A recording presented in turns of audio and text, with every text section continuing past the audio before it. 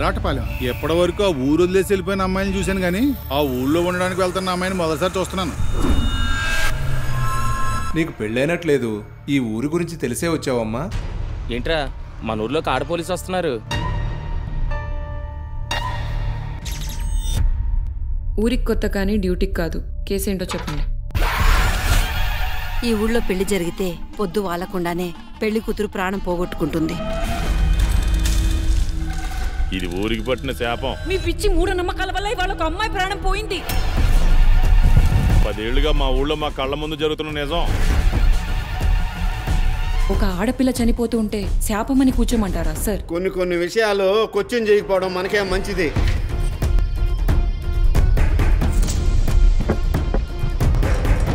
ఇక్కడితో ఆపేస్తే అందరికి మంచిది అనుకుంటున్నాను. నా ప్రశ్నలన్నిటికీ జవాబు దొరికేంత వరకు నేను ఈ కేసును వదలను.